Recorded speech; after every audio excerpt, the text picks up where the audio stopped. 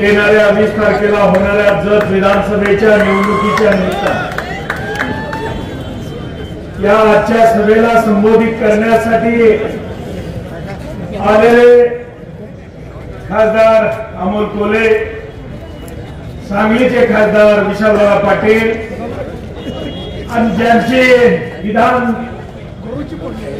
ज्यांचे लोकसभेतले मुलुक मैदान तोप आज जे आपण ऐकणार आहोत ते खासदार इम्रान प्रतापगडी या महाविकास आघाडीचे सर्वच या विचारांच्यावर उपस्थित असणारे सर्वच मान्यवर आणि या निमित्तानं उपस्थित असणारे वडीलधारी मंडळी, युवक मित्रमंडळी, मी जास्त वेळ घेणार नाही, परत मी बोलणार आहे, पण या निमित्तानं मी तुम्हाला ज्या पद्धतीने गेल्या 5 वर्षाच्या कालावधीमध्ये आज जे काही काम केलं, ज्या काँग्रेस पक्षाच्या माध्यमातून केलं, ज्या महाविकास आघाडीच्या माध्यमातून केलं, त्या कामाच्या जोरावर आज मी तुम्हाला या निमित्तानं मी मत मागायला लागलो.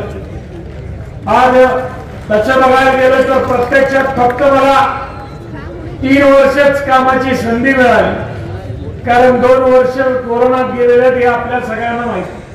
पण कोरोनात सुद्धा काम करत असताना या जत तालुक्यातील सर्वसामान्य लोकांना न्याय मिळण्यासाठी आरोग्याची व्यवस्था चांगल्या पद्धतीने सक्षम केली. आज या निमित्तानं या विचारमंचावर उपस्थित असणारे आमचे प्रकाश जमदारे, ज्यांनी आज भाजप सोडून आज या निमित्तानं आपल्याबरोबर एक चांगल्या विचारानं आज या निमित्तानं आपल्या स्टेजवर आलेले आहेत, त्यांनी आपल्याला पाठिंबा दिलेला आहे, त्यांचा मनापासून या ठिकाणी धन्यवाद देतो.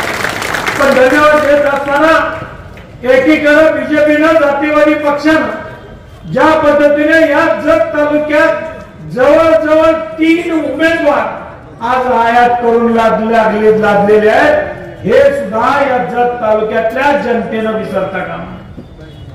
आणि मग गेल्या 15 वर्ष सलग 2005, 2009, 2014 या ठिकाणी बीजेपीचेच आमदार या निमित्तानं या जत तालुक्यातल्या या भोळ्या भाडामध्ये जनतेनं या निमित्तानं दिले होते. पण प्रत्यक्षात त्यांची गल्लीपासून दिल्लीपर्यंत सत्ता असताना देखील या आमच्या जत तालुक्याला पाणी पाहिजे असं या निमित्तानं कधीही त्यांनी बोलले नाहीत की त्या निमित्तानं त्याच्यावर कशी कुठली व्यवस्था करता आली नाही. या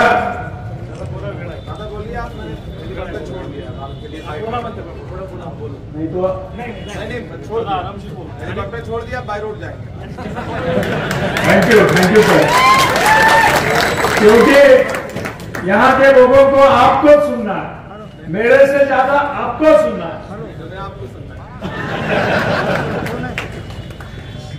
म्हणून मी या निमित्तानं एवढंच या निमित्तानं आपल्याला आवाहन करेन की ज्या पद्धतीने गेल्या 5 वर्षामध्ये काम केलं त्याच पद्धतीनं येणाऱ्या काळात सुद्धा हा तुमचा विक्रम सावध केल्याशिवाय राहणार नाही, हे या निमित्ताने आपल्याला अभिवचन देतो. पण अभिवचन देत असताना जे काही आमचे महाविकास आघाडीचे इथले सगळे घटकपक्ष आहेत त्यांच्या सुद्धा मनापासून या निमित्ताने मी धन्यवाद देतो की अशा पद्धतीने येणाऱ्या काळात सुद्धा या तालुक्याच्या अस्तित्वासाठी, या तालुक्याच्या स्वाभिमानासाठी आपण सगळ्यांनी एकत्र येऊन लढणं गरजेचं आहे.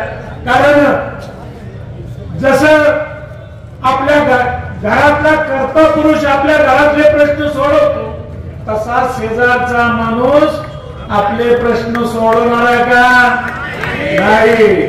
मग म्हणूनच आपण या निमित्तानं विचार करणं गरजेचं आहे की गेली 2 वेळा आम्ही जवळजवळ 4 वेळा म्हणत असत 4 वेळा या जत तालुक्यातल्या लोकांनी विश्वास ठेवून बघितलेला. काय अडचणी भोगल्यात, काय अडचणी आल्या, काय यातना झाले, या सगळ्या आपण सगळ्यांनी जवळून बघितलेल्या.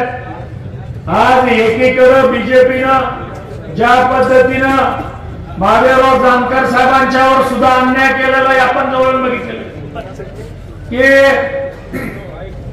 स्थानिक पक्ष कसे संपवता येतील त्याचं जिवंत उदाहरण म्हणजे जानकर साहेब. ज्या जानकर साहेबांचे आमदार जवळजवळ 3 होते, ते 3 आमदार फोडायचं सुद्धा कोणी काम केलं असेल तर याच बीजेपीने केलेलं आहे. कारण त्यांची संस्कृतीच ती आहे की ज्या संस्कृतीच्या माध्यमातून आज आपल्याला बघायला मिळतंय की महाराष्ट्रात ज्या पद्धतीने जाती जातीमध्ये तेढ निर्माण करण्याचा प्रयत्न केला, तोच आज मुद्दा घेऊन त्याच पद्धतीनं जे आज जत तालुक्यातले आमचे गुन्ह्या गोविंदानं नांदणारे जे 12 बलुतेदार आहेत त्यांच्यात सुद्धा विष कालवायचं काम या निमित्तानं त्या बीजेपीच्या माध्यमातून होतंय. आज तेच उमेदवार सगळीकडे सांगतात की जसं आमच्या खासदार साहेबांनी सांगितलं, विशाल पाटलांनी, की हे आज बाहेरचे पॅम्पलेट वाटायला, बाहेरचे प्रचाराच्या सभेला बाहेरचे, मग हेच जर बाहेरचे असतील तर आपण काय करायचं, या 20 तारखेला यांना सुद्धा बाहेरच पाठवायचं. म्हणून ज्या पद्धतीनं आज जत तालुक्यात सुद्धा एकीकडे लिंगायत समाजावर वेगळ्या पद्धतीने टीका केली जाते, त्याच्या धर्मगुरूंना आज दादागिरी केली जाते, हे सुद्धा आपण जवळून बघितलेलं आहे. आणि हेच आज ज्या पद्धतीने आमच्या लिंगायत बांधवांच्या त्याच्यावर त्या फेसबुकच्या माध्यमातून जे काही टीका करतात ते सुद्धा या निमित्तानं आपण जवळून बघितलेले.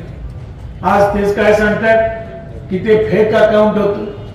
मी आजच सकाळी पोलीस स्टेशनला फोन केला आणि काय नेमकं त्या तपासात प्रगती, तर त्यांनी डिटेक्ट केलं की माणूस हा इथलाच आहे.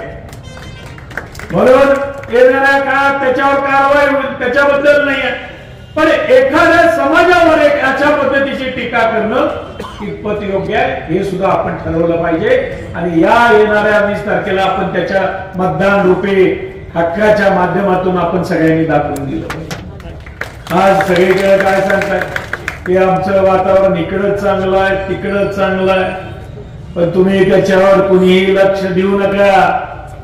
तुम्ही आपण सगळेजण घरातले लोक आहोत, बाहेरची लोक नाही, हे सुद्धा या निमित्तानं आपल्याला या निमित्तानं मी सांगतो.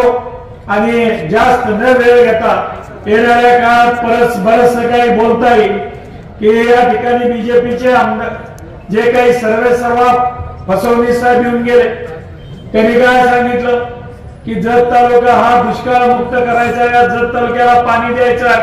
पण ज्या वेळेस 2005 ते 2014 या ठिकाणी या तालुक्यात नव्हे म्हणजे गल्लीपासून दिल्लीपर्यंत सत्ता कोणाची होती, त्यावेळेस आमचा जत तालुका हा दुष्काळी तालुका आहे माहिती झालं नाही.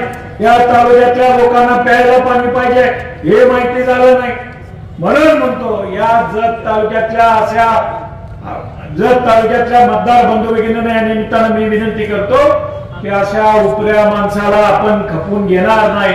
आणि आपण येणाऱ्या काळात या हाताच्या चिन्हापुढचं बटन दाबून मला या ठिकाणी काम करण्याची संधी द्यावी अशी या निमित्तानं आपल्याला विनंती करतो आणि थांबतो. जय हिंद, जय भारत.